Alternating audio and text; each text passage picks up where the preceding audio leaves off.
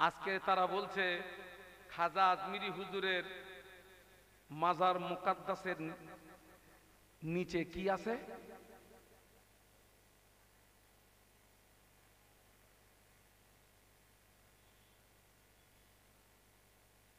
আগামী দিনগুলো অত্যন্ত ভয়াবহ দিন আসছে ভাই, কঠিন দিন আসছে। আমাদেরকে বাঁচাতে পারে কে? জবান খুলে বলুন, মারতে পারে কে? অতএব পায়ে ধরে বলে যাচ্ছি, বাঁচতে যদি চান ওই আল্লাহর সঙ্গে সম্পর্ক তৈরি করুন। তবে আবার বলছি, আল্লাহর সঙ্গে সম্পর্ক তৈরি করতে গেলে নবীকে বাদ দিয়ে পারবেন না। আজকের আমাদের কাছ থেকে মসজিদগুলো নিয়ে নিচ্ছে। আজকের আমি কলম পত্রিকায় দেখছিলাম, উত্তরপ্রদেশে একটা বড় শয়তান আছে,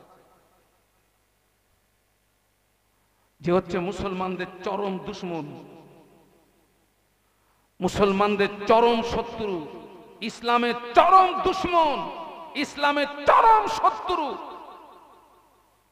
আজকের উত্তরপ্রদেশের একটা আপনার মসজিদে গতকালকের সার্ভে করেছে ওরা, যেটা সার্ভে, যে মসজিদে সার্ভে যাচ্ছে সেই মসজিদের তলায় কি শালা যে কবতল যে টেনেছিস তোরা। আগে ওরা ওদের দেব পেত মন্দিরের ভিতরে, লজ্জার বিষয় ওরা ওদের ভগবানকে পেত মন্দিরে, আর এখন ওদের ভগবান আর মন্দিরে জায়গা নেয়নি, ওদের ভগবান জায়গা নিয়েছে আমাদের মসজিদের ভিতরে। এটা অত্যন্ত লজ্জাজনক। এটা হচ্ছে দাঙ্গা বাঁধানোর একটা পরিকল্পনা, দাঙ্গা বাঁধানোর একটা সূত্র। সাবধান থাকবেন। তবে জেনে রাখবেন, আমার বাংলা সম্প্রীতির বাংলা, আমার ভারতবর্ষ সম্প্রীতির ভারত, সম্প্রীতির ভারতবর্ষ। আমরা এই বাংলাতে, আমি আমার বাংলা নিয়ে বলি, আমরা বাংলার হিন্দু মুসলিম আমরা সম্প্রীতিকে বজায় রেখেছি। আশেপাশে যে সমস্ত অমুসলিম ভাইরা আছেন, আমার কথা শুনছেন, তাদেরকে বলবো আপনারাও সতর্ক থাকুন, আমরাও সতর্ক থাকছি। আমরা যেভাবে পূর্বের দিনে একই সঙ্গে আমরা কাঁধে কাঁধ মিলিয়ে জীবন যাপন করেছি, আগামী দিনগুলোতে আমরা একই সঙ্গে কাঁধে কাঁধ মিলিয়ে জীবন যাপন করব। দাঙ্গাবাজদের থেকে আপনারাও দূরে থাকুন। আমরাও, যারা শিক্ষিত অমুসলিম যারা, তারা কিন্তু এটাকে সমর্থন করছে না। ঠিক না ভুল বলুন? এই যে মসজিদের ভিতরে ওদের আপনার দেবতার লিঙ্গ, এটা সব সব অমুসলিম ভাইরা এটা সমর্থন করে, বরং তাদের আরো লজ্জায় মাথা হেঁট হয়ে যাচ্ছে। এই হিন্দুস্তানের জমিনে খাজা আজমিরি রহমাতুল্লাহ আলাইহি, তিনি সর্বপ্রথম কলেমার বাতি জ্বালিয়েছিলেন। একটু জোরে বলুন, আরো জোরে বলুন। হুজুরের মনে যখনই আসা যাক, আল্লাহ আমি একটু নবীকে দেখবো, নবীকে দেখবো, নবীকে দেখবো, আল্লাহ নবী খাজা আজমিরি হুজুর রহমাতুল্লাহ আলাইহির সামনে হাজির হয়ে যেতেন। খাজা আজমিরি রহমাতুল্লাহ আলাইহির ইন্তেকালের পরে হুজুরের কপালে আজ গভী লেখা উঠেছিল, খাজা হাবিবুল্লাহ মাতা কি হুবিল্লাহ, খাজা হাবিবুল্লাহ মাতা কি হুবিল্লাহ। খাজা বাবা আল্লাহর দোস্ত, খাজা বাবা আল্লাহর মাহবুব, আল্লাহর মোহাব্বতে ইন্তেকাল হয়ে গিয়েছে। মোহাব্বতে বলুন না সুবহানাল্লাহ।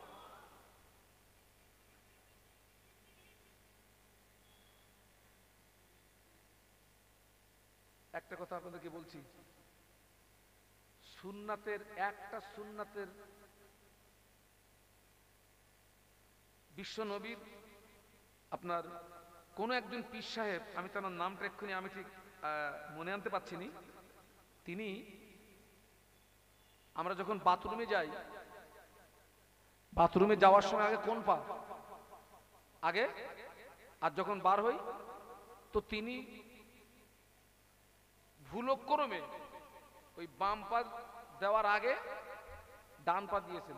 এতটুকু সুন্নাতের খেলাপ করার কারণে, এতটুকু সুন্নাতের খেলাপ করার কারণে তার কল আর জারি হচ্ছে না, কল বন্ধ হয়ে গেছে। এতটুকু সুন্নাতের খেলাপ করার কারণে যারা আল্লাহর ওলিয়ে কামেল বান্দা, আল্লাহর মাহবুব বান্দা, তারা আল্লাহর নবীর সুন্নাতের তাবেদারি করেই তবে তারা আল্লাহ পাক তাদেরকে এত ইজ্জত এত সম্মান আল্লাহ দান করেছেন। একটু জোরে বলুন, আর একটু জোরে বলুন। কিন্তু দুঃখ এবং আফসোস আমরা অনেকটা দূরে, আমরা অনেকটা দূরে। আল্লাহ পাক কোরআন, ও আমার ভাইজানেরা, ফুরফুরা শরীফের মুজাদ্দিদুজ্জামান পীর আবু বকর সিদ্দিক রাহমাতুল্লাহ আলাইহি, ও আমার ভাইরা, ওই ফুরফুরা শরীফের ইসালে সওয়াব, ওই ফুরফুরা শরীফের ইসালে সওয়াব 21, 22, 23 ওই ইসালে সওয়াবে মুজাদ্দিদুজ্জামান ছিলেন 52 জেলার পীর। একটু সুবহানাল্লাহ বলেন। কত জেলার পীর? ওই ফুরফুরা শরীফের ইসালে সওয়াবে শুধু কিন্তু ওয়াজ হতো না, ওখানে ওয়াজ হতো, কোরআন খতম হতো, মাসলা মাসাইল আলাপ আলোচনা হতো। আলেমদের ভিতরে কোনো মসলা নিয়ে মতনৈক্য তৈরি হলে সেই মসলার সঠিক মীমাংসা ওই ইসালে সওয়াবে হতো। ওখান থেকে সঠিক মীমাংসা করে সেই মসলার সঠিক সমাধান ওখান থেকে দেওয়া হতো, আলেমদেরকে জানিয়ে দেওয়া হতো। তাতে কি হতো? আলেমদের ভিতরে আর বলুন বলুন মতনৈক্য থাকতো না, দলাদলি থাকতো না। ওই ইসালে সওয়াবে মুজাদ্দিদুজ্জামান এলান করে দিলেন, ও আমার মুরিদ মুতাকিদিনরা, এবারে ওয়াজ করবে আমার বসিরহাটে বড় মাওলানা আল্লামা রুহুল আমিন। একটু সুবহানাল্লাহ বলবেন, একটু জোরে বলেন না। মানুষ সব পতঙ্গের মতো এক জায়গায় জড়ো হয়ে গেল। ফুরফুরার ইসালে সওয়াবে আলেম ওলামারা দাঁড়িয়ে দাঁড়িয়ে দাঁড়িয়ে দাঁড়িয়ে ওয়াজ করেন। তবে যিনি অসুস্থ তানার ফতোয়া আলাদা। আজও দেখবেন হুজুররা অনেকে দাঁড়িয়ে দাঁড়িয়ে দাঁড়িয়ে দাঁড়িয়ে ওয়াজ করেন। মুজাদ্দিদুজ্জামান বসে আছেন বসিরহাটে বড় মাওলানা, দাঁড়িয়ে দাঁড়িয়ে দাঁড়িয়ে দাঁড়িয়ে ওয়াজ করছেন। ও ওয়াজ চলাকালীন হঠাৎ মুজাদ্দিদুজ্জামান থমকে দাঁড়িয়ে গেলেন। আল্লামা হুজুর ওয়াজ ব্রেক করলেন, আল্লামা হুজুর ওয়াজ বন্ধ করে দিলেন। ওই সময় মুজাদ্দিদুজ্জামান বলেছিলেন, ও বাবা বড় মাওলানা, ওয়াজ বন্ধ করো না বাবা, নসিহত বন্ধ করো না বাবা। তোমার জবানে রস শোনার জন্য, তোমার জবানে নসিহত শোনার জন্য মদিনার জমিন থেকে স্বয়ং আল্লাহর নবী আবু বকরের ইসালে সওয়াবে এসেছে। যদি বলতে পারলেন না মহব্বতে, ওসব নবী দেখা চোখ, কি দেখা চোখ?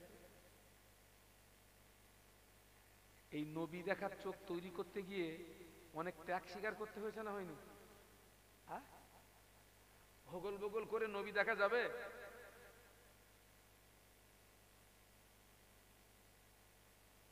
মুজাদ্দিদুজ্জামানের পীর সুফি ফতে আলী ওয়াইসি রহমাতুল্লাহ আলাইহি কোথায় শুয়ে আছেন?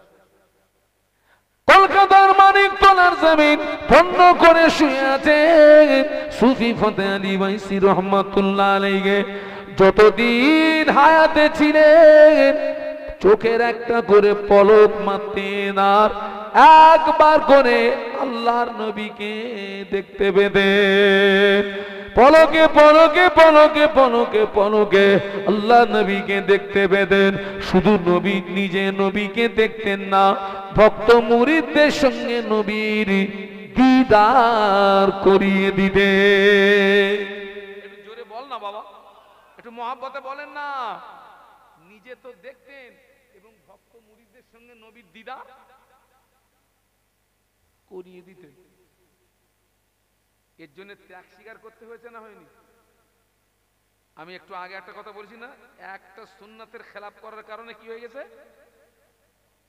কল বন্ধ হয়ে গেছে। আর আমরা তো মিথ্যা কথা বলি, চিটিংবাজি করি, লোককে ঠকাই, সুদ খাই, মদ খাই, জেনা করি, লটারির টিকিট কাটি, আর টুপি মাথায় দিয়ে এইরাম বড় দাঁড়িয়ে মাল টিকিট বিক্রি করতেছে, মনে হচ্ছে পুরুলতে কুকুই।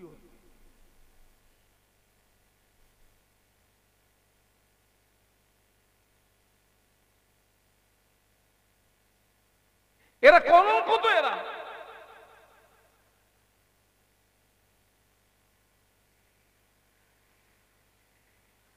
আল্লাহ আমাদেরকে হেদায়েত দান, বলুন আল্লাহুম্মা আমিন, বলুন আল্লাহুম্মা আমিন। আমি আপনাদের উপকার করছি না ক্ষতি করছি? জোরে বলুন, জোরে বলুন।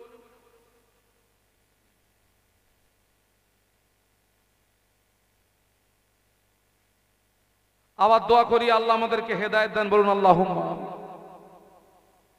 এটা নবীকে পাওয়ার একটা রাস্তা, আর একটা নবীকে পাওয়ার রাস্তা আছে, আর একটা নবীকে পাওয়ার রাস্তা আছে।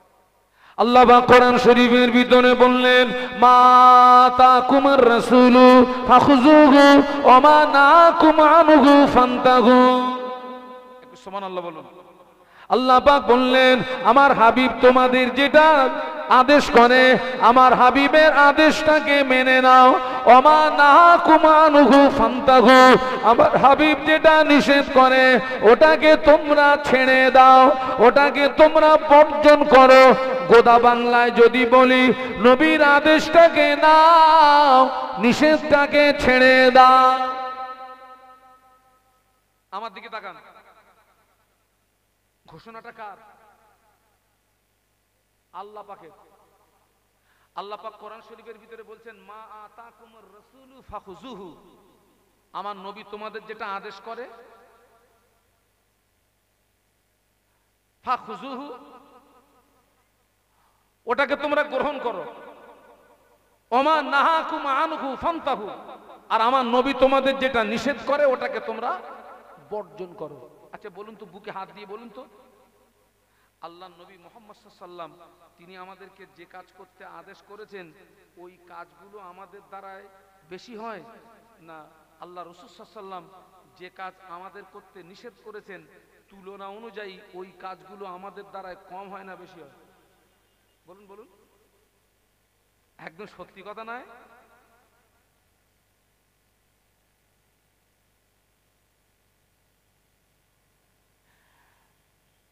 দেখুন, এই জায়গাটা হচ্ছে পরিবর্তন হওয়ার জায়গা, এই জায়গাটা হচ্ছে সংশোধন হওয়ার জায়গা, এই জায়গাটা হচ্ছে পরিবর্তন হওয়ার জায়গা, এই জায়গাটা সংশোধন হওয়ার জায়গা। আমরা এখান থেকে পরিবর্তন হয়ে বাড়ি যাই, আমরা এখান থেকে সংশোধন হয়ে বাড়ি যাই। আমি ছোট্ট একটা উদাহরণ দিই, আপনারা তো শহর এলাকার মানুষ, আমি প্রত্যন্ত গ্রাম্য এলাকার ছেলে। আমার জন্মস্থান হাসনাবাদ নদী পেরিয়ে আরো 17 কিলোমিটার যেতে হবে, জায়গাটার নাম ধানিখালী। এখন আমি বসিরহাটের সংলগ্ন বিরামনগরের বাসিন্দা। আপনারা শহর এলাকার মানুষ, ভালো বুঝবেন। এই কলকাতায় দেখবেন ভালো ভালো রাস্তায় গোল হলুদ রঙের বোর্ড দেওয়া আছে, বোর্ডটাতে ইংরেজিতে লেখা আছে নো এন্ট্রি, আর তার নিচে বাংলায় লেখা আছে প্রবেশ নিষেধ। আর ওই বোর্ডের পাশে ট্রাফিক পুলিশ 1.5 হাত 2 হাত রুলে লাঠি নিয়ে দাঁড়িয়ে থাকে, দেখেছেন তো নাকি? তার মানে কলকাতার মতো একটা বৃহত্তম শহরে এত মানুষ এবং গাড়ির চাপ, ওই কলকাতা পুলিশ কিছু কিছু সময় কিছু রাস্তা নো এন্ট্রি করে অন্য রাস্তা দিয়ে গাড়ি মানুষ পাঁচিং করে শহরকে শান্ত রাখার চেষ্টা করে। যেমন গতকালকের আমাদের যে আপনার সমাবেশ ছিল রানী রাসমণি রোডে, অনেক রাস্তা সব নো এন্ট্রি করা ছিল, যেখানে লেখা আছে নো এন্ট্রি, প্রবেশ নিষেধ। আমি যদি গাড়ি নিয়ে ওই রাস্তায় ঢুকি, ট্রাফিক পুলিশ ধরবে না ছেড়ে দেবে? একটু কথা বলুন। আর আমাকে ধরার পরে যদি হুম্বি তুম্বি করি, কি পালিশ, তারপরে যদি হুম্বি তুম্বি করি, এইখানে ধরবে, টেনে কোথায়? তাহলে আমার জ্ঞানমান ব্যক্তির পরিচয় ছিল যেখানে লেখা আছে প্রবেশ নিষেধ, ওই রাস্তায় না যাওয়া, পাশের খালি রাস্তা দিয়ে আমার গন্তব্যস্থলে পৌঁছানো। আল্লাহ নবী ১৫০০ বছর আগে গানের রাস্তায় নো এন্ট্রি বোর্ড লাগিয়ে দিয়েছে, মদের রাস্তায় নো এন্ট্রি বোর্ড লাগিয়ে দিয়েছে, সুদের রাস্তায় নো এন্ট্রি বোর্ড লাগিয়ে দিয়েছে, শীতকালে মেলার রাস্তায় নো এন্ট্রি বোর্ড লাগিয়ে দিয়েছে, লটারি টিকিটের রাস্তায় নো এন্ট্রি বোর্ড লাগিয়ে দিয়েছে, বুনের ফারাজ ফাঁকি মারা যাবে না, নো এন্ট্রি বোর্ড লাগিয়ে দিয়েছে, পরের মান আত্মসাৎ করা যাবে না, নো এন্ট্রি বোর্ড লাগিয়ে দিয়েছে। আল্লাহ নবী বললেন, ও আমার উম্মত উম্মতিরা, আমি আল্লাহ নবী বোর্ড লাগিয়ে দিলাম, এই রাস্তাগুলো তোরা যেন আসবি না। এইবার বুকে হাত দিয়ে বলেন, যে রাস্তায় নবী আমাদেরকে নিষেধ করলেন, ওই নো এন্ট্রি বোর্ড লাগিয়ে দিলেন, ওই রাস্তায় ঢুকিছি না ঢুকিনি? একটু জোরে বলেন। ঢুকেছি তো। এরপরে দাবি করতেছি নবীরে কি ভালোবাসি। খোকা, ওই কাগজে যদি লিখি র দন্তস্ব গয়কার লয় লয় আকার, কি হবে ওটা? রসগোল্লা। কাগজে যদি ওই রসগোল্লার নাম লিখে যদি কাগজ চাটি, খোকা রসগোল্লার টেস্ট পাওয়া যাবে? তুই এ যা নবী ভালোবাসে, তো আমি দেখতে পাচ্ছি কাগজে লিখে চাটার মতন। ও তো কাগজে লিখে চাটতেছি রে খোকা।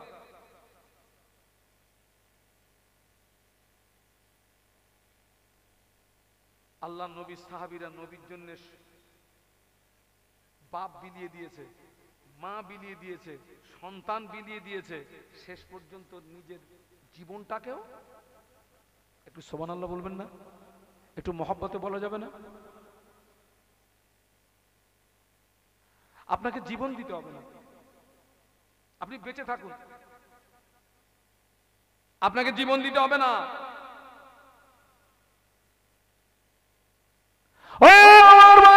হযরত সুমাইয়া রাদিয়াল্লাহু তাআলা আনহা, হযরত সুমাইয়া রাদিয়াল্লাহু তাআলা আনহা ঈমানের কলেমা পড়ার কারণে আবু জাহল সুমাইয়াকে অত্যাচার করে।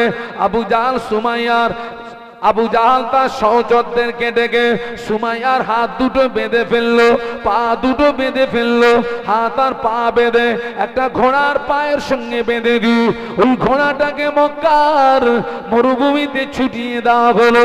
ঘোড়া যত জনে ছোটে, সুমাইয়ার শরীর দিয়ে শরীরের চামড়াগুলো ছিঁড়ে যায়, সমস্ত শরীর রক্তাক্ত হয়ে যায়। ঘোড়াকে ছুটিয়ে দিয়েছে, ঘোড়াকে খেপিয়ে দিয়েছে। ওই ঘোড়া মক্কার মরুভূমিতে ছোটাছুটি করতে থাকে, মক্কার মরুভূমির বালুর খাসড়া নিতে, মক্কার পাথরের খাসড়া নিতে। হযরত সুমাইয়া রাদিয়াল্লাহু তাআলা আনহার পিঠের চামড়াগুলো ছিঁড়ে যায়, বুকের চামড়াগুলো ছিঁড়ে যায়, শরীরের চামড়াগুলো ছিঁড়ে যায়, সমস্ত শরীরটা রক্তাক্ত হয়ে গেল। ঘোড়াটাকে থামিয়ে দেওয়া হলো। বেঈমানেরা জিজ্ঞাসা করেছিল, এই সুমাইয়া, তুই জীবনে বাঁচবি না মুহাম্মদকে ভুলবি? তুই মুহাম্মদকে ভুলবি না জীবনে বাঁচবি? তুই মুহাম্মদকে ভুলবি না জীবনে তুই বাঁচবি?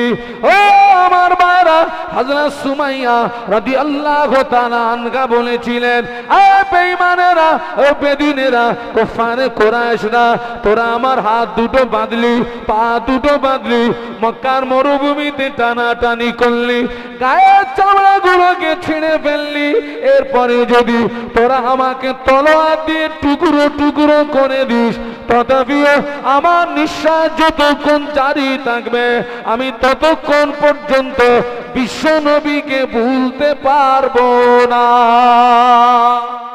একটু জোরে বলা যাবে, একটু মহব্বতে বলা যাবে। ও ভাই, আমার ঠ্যাঙে যদি এখন দড়ি বেঁধে ওই ওই যে পাকা রাস্তা পর্যন্ত নিয়ে যায়, ইমানের উপরে দাঁড়িয়ে থাকতে পারো বলো মনে হয়? আপনাদের টাইট আছে, ও যদি এখান থেকে হাওড়া পর্যন্ত নিয়ে যাওয়া, ইমান যাবে না, যত টানবি টান। হযরত সুমাইয়া রাদিয়াল্লাহু আনহার সমস্ত শরীরটা রক্তাক্ত। আবার সূর্যের তাপ যখন বেড়ে যায় তখন মরুভূমির বালু কি হয়, আগুনের মতো গরম হয়। বালুর উপরে শুইয়ে দিয়ে আপনার বুকের উপরে হযরত সুমাইয়া রাদিয়াল্লাহু আনহার একটা পাথর চাপিয়ে দিয়েছে, যাতে করে ও যেন এপিটোপিট না করতে পারে। এপিটোপিট। ওই অবস্থায় বেঈমানেরা তাকিয়ে দেখছে সুমাইয়ার জবান থেকে বিশ্ব নবীর কলেমা জারি হচ্ছে। একটু মহব্বতে বলা যাবে না? আর একটু জোরে বলা যায় না? আল্লাহ হযরত সুমাইয়া রাদিয়াল্লাহু তাআলা আনহার হাত দুটো বাঁধা, পা দুটো বাঁধা, শরীরের চামড়াগুলো ছিঁড়ে গিয়েছে, বুকের উপরে পাথর চাপানো। বেঈমানেরা ওই অবস্থায় সুমাইয়ার জবান থেকে কলেমা জারি হচ্ছে বলে সুমাইয়ার মুখের ভিতরে মরুভূমির বালু নিয়ে দিয়ে দিয়েছে, যাতে সুমাইয়ার জবান থেকে যেন কলেমাটা জারি না হয়। হাত দুটো বাঁধা, পা দুটো বাঁধা, সমস্ত শরীরটা রক্তাক্ত, বুকের উপরে পাথর চাপানো, মুখের ভিতরে বালু দেওয়া। ওই অবস্থায় বেঈমানেরা সুমাইয়ার জবানের দিকে তাকিয়ে থাকে। হযরত সুমাইয়া রাদিয়াল্লাহু তাআলা আনহার জবান দিয়ে ততক্ষণ আল্লাহ নবীর কলেমা জারি হচ্ছে। হযরত সুমাইয়া রাদিয়াল্লাহু তাআলা আনহা আল্লাহ পাকের আসমানের দিকে চেয়ে বলেছিলেন, ও রব্বুল আলামিন, আল্লাহ পাক, আমি নবীকে ভালোবাসার কারণে, নবীকে মহব্বত করার কারণে, নবীকে প্যার করার কারণে এরা আমার হাত দুটো বাঁধলো, পা দুটো বাঁধলো, মক্কার মরুভূমিতে টানাটানি করলো, গায়ের চামড়াগুলো ছিঁড়ে ফেললো, বুকের উপরে পাথর চাপিয়ে দিল, মুখের ভিতরে বালু দিয়ে দিল। ও রব্বুল আলামিন, আল্লাহ পাক, আমার নিঃশ্বাস যতক্ষণ জারি থাকবে আমার জবান দিয়ে যেন কলেমাটা জারি হয়। কেননা আল্লাহ নবী বলেছেন, মান কানা আখিরু কালামিহি লা ইলাহা ইল্লাল্লাহ ফাদাখালাল জান্নাহ। আল্লাহ নবী বললেন, যার শেষ বাক্য হবে কলেমা, শেষ কথা হবে কলেমা, আমি আল্লাহ নবী বলছি ওই ব্যক্তিটা ঠিকানা হবে আল্লাহ পাকের দয়ার জান্নাত। আল্লাহ খুশি হয়ে গিয়েছে। আল্লাহ আসমানে ফেরেশতাদের ডাকলেন, ও আমার মালাইকারা, আমার বান্দা সুমাইয়ার উপরে আমি আল্লাহ খুশি হয়ে গিয়েছি, আসমানের দরজা খুলে দে। সুমাইয়ার আসমানের দরজা খুলে দি, সুমাইয়াকে জান্নাতের নকশাটা দেখিয়ে দে। আল্লাহর ফেরেশতারা আসমানের দরজা খুলে দিয়ে জান্নাতের নকশাটা হযরত সুমাইয়া রাদিয়াল্লাহু তাআলা আনহার নজরে যেই না ধরা পড়লো, জান্নাতের আকর্ষণে সুমাইয়ার রূপটা আখিরাতের রাস্তায় পাড়ি দিল। ইন্না লিল্লাহি ওয়া ইন্না ইলাইহি রাজিউন।